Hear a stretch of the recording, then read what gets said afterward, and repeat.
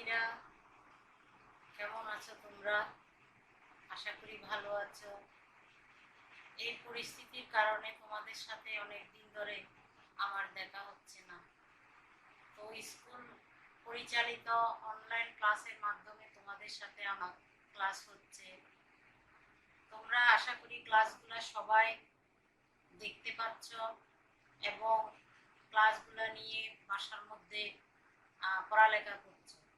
যদি ঠিক মতো পড়ালেখা করো, যে প্রশ্নগুলো দেয়া হচ্ছে সেগুলা যদি উত্তরগুলো বাসায় করে রাখো তাহলে তোমরা উপকৃত হবে। তো আমি তোমাদেরকে আজকে নতুন আরেকটা পাঠ নিয়ে আলোচনা করব। আশা করি তোমরা সবাই মনোযোগ সহকারে শুনবে এবং উপকৃত হবে। সুপ্রিয় শিক্ষার্থীরা, কেমন আছো তোমরা? আশা করি ভালো আছো, আমিও ভালো আছি। তোমাদের গত অনলাইন ক্লাসগুলোতে তোমাদের সাথে এ পর্যন্ত বেশ কয়েকটা ক্লাস হয়েছে। আজকে তোমাদেরকে পড়াবো তোমাদের বাংলা বইয়ের অমর একুশে। অমর একুশে নিয়ে আজকে আমরা আলোচনা করব।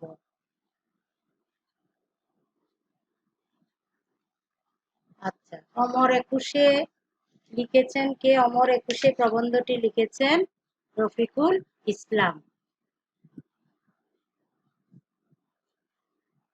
লেখক রফিকুল ইসলাম। দেখো, অমর একুশে যিনি লিখেছেন লেখক রফিকুল ইসলাম।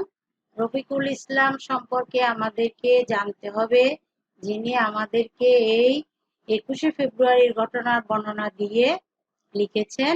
সেই রফিকুল ইসলামকে, তার জন্ম এবং তিনি কোথায় জন্মেছেন, কি কারণ কি লিখেছেন এই সম্পর্কে আমাদের জানতে হবে। তাহলে দেখো, রফিকুল ইসলাম 1934 খ্রিস্টাব্দে বর্তমান চাঁদপুর জেলার মতলব থানার কলাকান্দা গ্রামে জন্মগ্রহণ করেন। তিনি দীর্ঘদিন ঢাকা বিশ্ববিদ্যালয়ের বাংলা বিভাগের অধ্যাপক ছিলেন। তার পরিচিতি মূলত নজরুল গবেষক হিসাবে। তিনি মূলত নজরুলকে নিয়ে বিভিন্ন গবেষণা করেছেন। তবে ভাষা আন্দোলন ও মুক্তিযুদ্ধ নিয়ে তিনি প্রচুর লিখেছেন।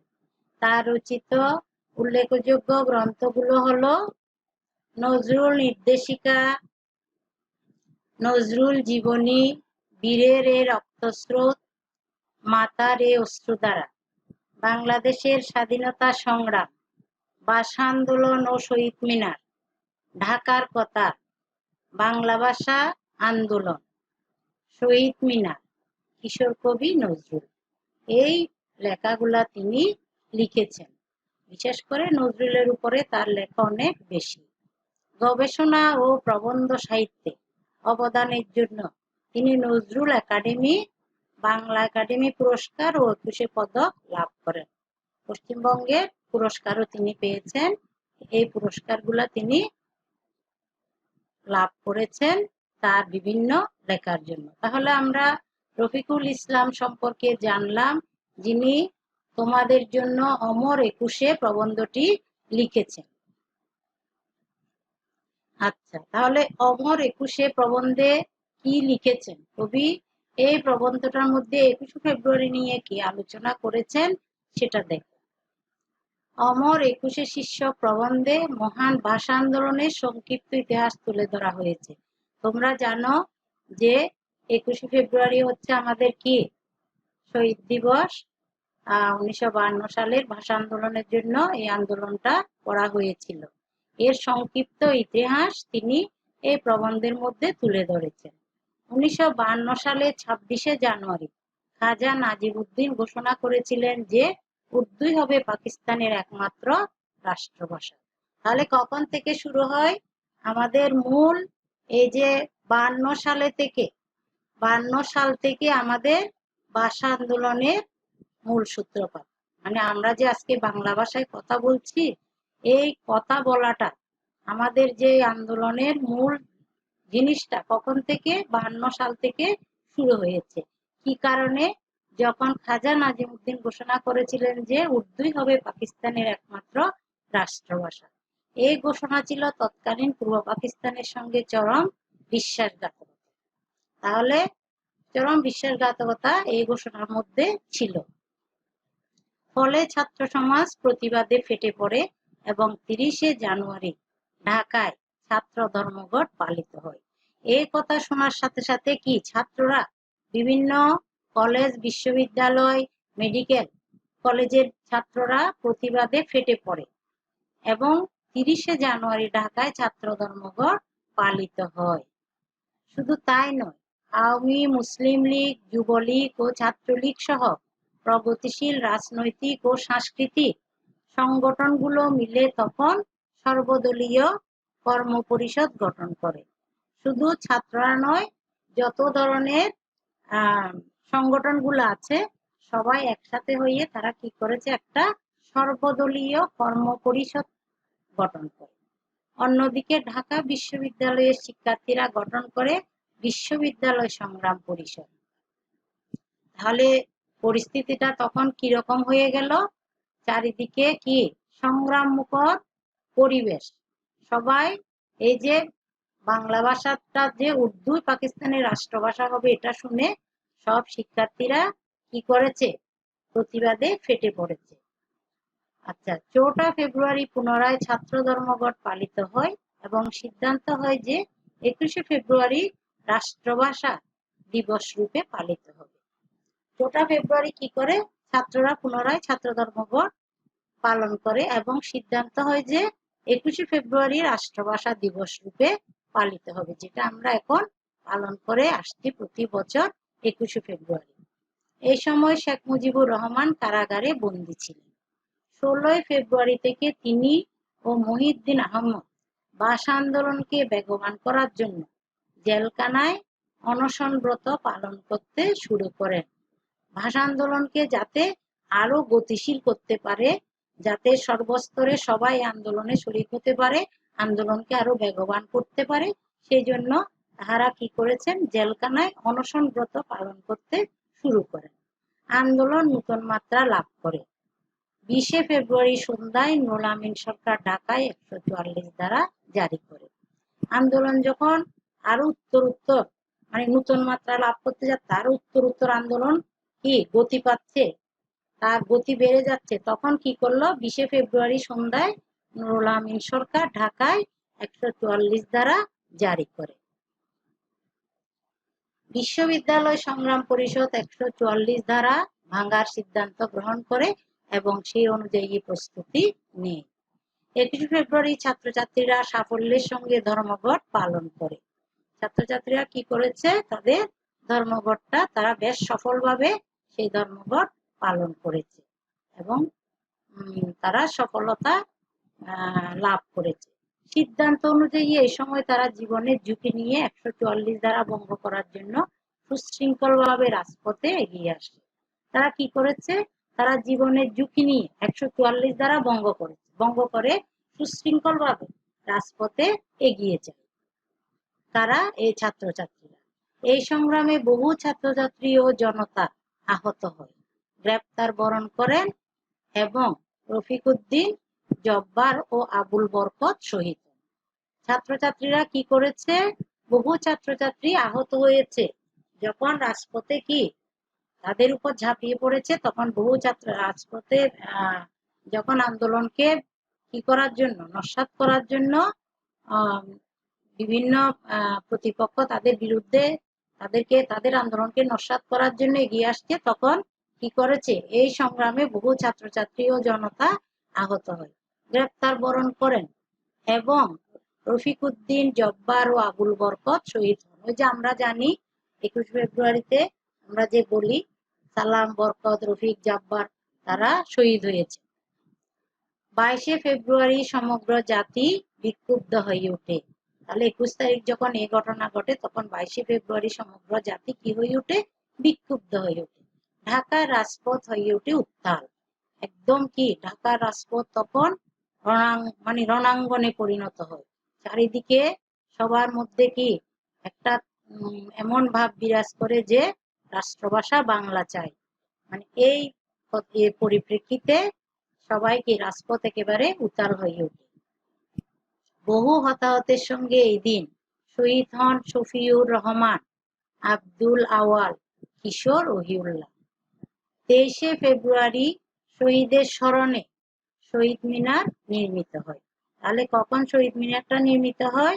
23শে ফেব্রুয়ারি শহীদদের স্মরণে শহীদ মিনার নির্মিত হয়। পুলিশ শহীদ মিনারটি ধ্বংস করে দেয়।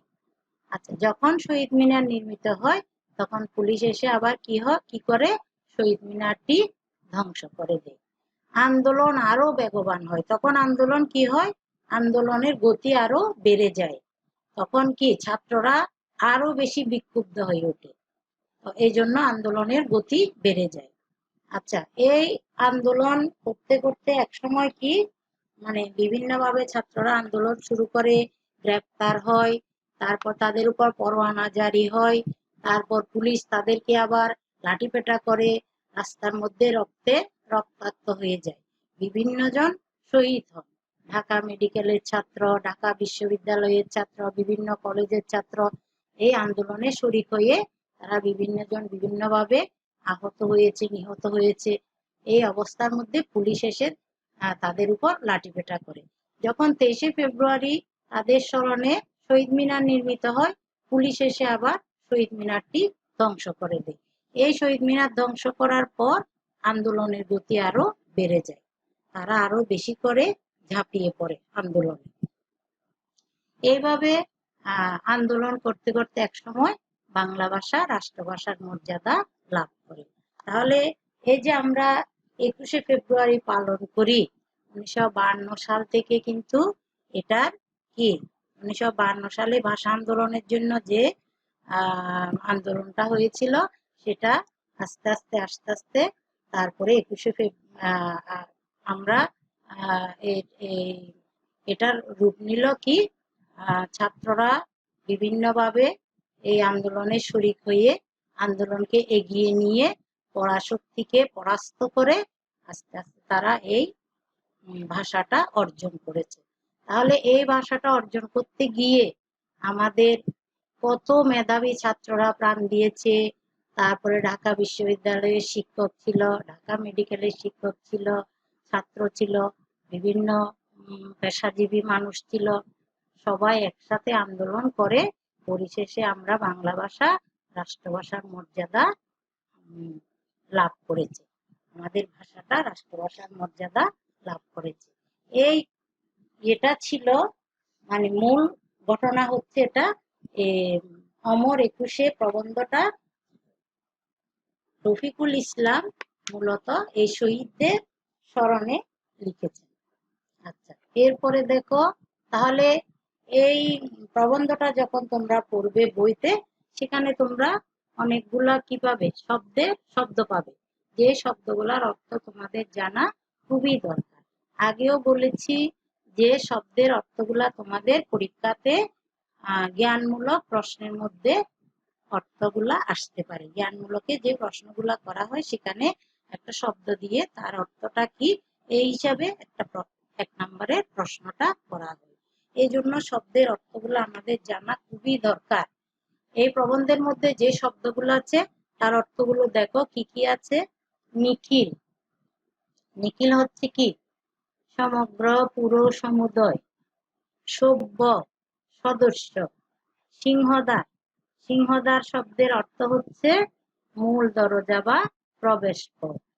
খণ্ডযুদ্ধ, ছোট ছোট সংঘর্ষ বা যুদ্ধ। আচ্ছা, দাবানল, দাবানল শব্দের অর্থ কি? আগুনের প্রবাহ, ছড়িয়ে পড়া আগুন। অপরাহ্ন, দিনের শেষ ভাগ, বিকেল। তর্কবাগীশ, তর্কবাগীশ শব্দের অর্থ হচ্ছে তর্কে বা যুক্তিতে পারদর্শী। এখানে এটা কি উপাধি হিসাবে ব্যবহৃত হয়েছে, তর্কবাগীশ। তোমরা যখন প্রবন্ধটা পড়বে ওখানে তর্কবাগীশ শব্দটা পাবে।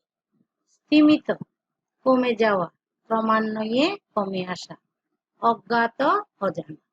তাহলে এই শব্দগুলা তোমাদের প্রবন্ধের মধ্যে আছে এবং এই শব্দগুলার অর্থ তোমাদের অবশ্যই জানতে হবে।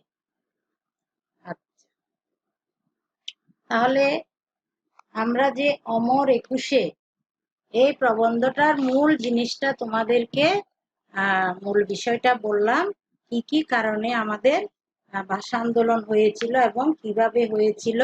এই ভাষা আন্দোলনে 144 ধারা জারি করা হয়েছিল। তারপরে ছাত্ররা সেখানে অংশগ্রহণ করেছিল, বিভিন্ন ছাত্র আহত নিহত হয়েছিল। এইসব ঘটনাগুলা এই মূল প্রবন্ধের অমর একুশে প্রবন্ধটার মধ্যে আছে। তাহলে এই প্রবন্ধটা পাঠের মূল উদ্দেশ্যটা কি?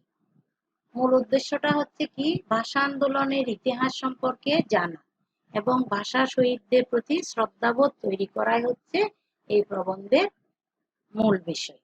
মানে এই প্রবন্ধের মূল আলোচ্য বিষয় হচ্ছে কি, ভাষা আন্দোলন সম্পর্কে তোমরা জানবে এবং শহীদদের প্রতি তোমাদের শ্রদ্ধাবোধ তৈরি হবে। এই যে ভাষাটা কিভাবে পেয়েছো, আজকে যে আমরা বাংলা ভাষায় কথা বলি, এই বাংলা ভাষাটা অর্জন করার পেছনে যাদের অবদান, যারা এই ভাষার জন্য শহীদ হয়েছেন, তাদের প্রতি অবশ্যই শ্রদ্ধাবোধ থাকতে হবে। এই ঘটনাটা, এই ভাষা আন্দোলনের ঘটনাটা যখন তোমরা জানবে, আমরা কিভাবে আমাদের বাংলা ভাষাটাকে পেয়েছি, যেখানে বলেছিল যে উর্দুই হবে একমাত্র রাষ্ট্রভাষা, সেই কথাটা শোনার সাথে সাথে ছাত্ররা যে ঝাঁপিয়ে পড়েছিল এবং কিভাবে তারা আমাদের ভাষাটাকে ফিরিয়ে নিয়ে আসছে। আমাদের ভাষা, আমাদের মায়ের ভাষা বাংলা ভাষা, মা যে ভাষায় কথা বলে সে ভাষায় যে আমরা কথা বলতে পারি, জন্মের পরে থেকে যে আমরা আমাদের মাতৃভাষায় কথা বলতে পারি, এই বাংলা ভাষাটা আমরা কিভাবে পেয়েছি, কত ত্যাগের বিনিময়ে, কত পরিশ্রমের বিনিময়ে, কত প্রাণের বিনিময়ে আমরা যে বাংলা ভাষাটা পেয়েছি, সেই ভাষা সম্পর্কে যখন তোমরা জানবে এবং সে যারা শহীদ হয়েছে তাদের সম্পর্কে যখন জানবে, তখন তাদের প্রতি তোমাদের একটা শ্রদ্ধাবোধ তৈরি হবে। এই অমর একুশে প্রবন্ধটি হচ্ছে মূলত তোমাদের এই ভাষার ইতিহাস জানা এবং ভাষা আন্দোলনে যারা শহীদ হয়েছে তাদের প্রতি শ্রদ্ধা নিবেদন করে লেখক এই অমর একুশে প্রবন্ধটা লিখেছেন। আচ্ছা, এরপরে তাহলে কি হবে, তোমাদের আমি অমর একুশে প্রবন্ধটা পড়ালাম, পড়ানোর পরে তার মূল ভাবটা তোমাদেরকে বইয়ের মধ্যে যেটা আছে সেটা তোমরা পড়ে নিবে। মূল ভাবটা আমি তোমাদেরকে বললাম, তারপরে কবি সম্পর্কে জানালাম এবং সেখানে যে শব্দার্থগুলো আছে সেগুলা সম্পর্কে বললাম। আর এই পাঠের মূল উদ্দেশ্যটা কি সেটা সম্পর্কে আমরা জানি। আচ্ছা, এই ক্লাসটাতে আমরা এতটুকু পর্যন্ত আজকের পড়া, পুরো বইতে যা আছে প্রবন্ধটা তোমরা পড়ে নিবে এবং আমাদের যে গর্বের ভাষা মাতৃভাষা, সেই ভাষা সম্পর্কে তোমরা জেনে নিবে। আচ্ছা, এই পর্যন্ত তাহলে আজকে আমাদের ক্লাস। বিগত ক্লাসে যে কথাগুলা তোমাদেরকে যে বলেছিলাম সেগুলা নিশ্চয়ই তোমাদের মনে আছে। বাড়ির কাজ ছিল, বাড়ির কাজগুলা তোমরা খাতায় করে রাখবে। আমরা যখন স্কুল খুলবে, পরিস্থিতি ভালো হবে, তখন তোমাদের খাতাতে যে প্রশ্নগুলো আমরা দিয়েছি সেই প্রশ্নগুলো আমরা দেখব, দেখে সেগুলা মূল্যায়ন করব। আশা করি সবাই সব ক্লাসগুলা প্রতিদিন দেখো এবং প্রতিদিনের পড়াগুলা প্রতিদিন বাসায় বসে পড়ো এবং যে প্রশ্নগুলা দেয়া হয় সেই প্রশ্নগুলা তৈরি করো।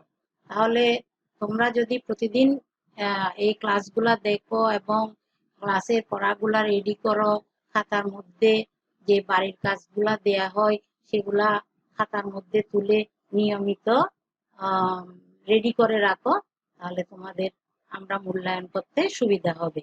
কারণ স্কুল যখন খুলবে তোমাদের, তার উপরে তোমাদের আমরা মূল্যায়ন করব। আশা করি তোমরা ক্লাসগুলো মনোযোগ সহকারে শুনবে এবং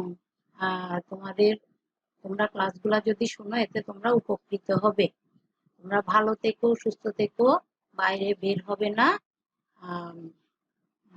অবশ্যই পড়ার প্রতি মনোযোগী হবে। ধন্যবাদ।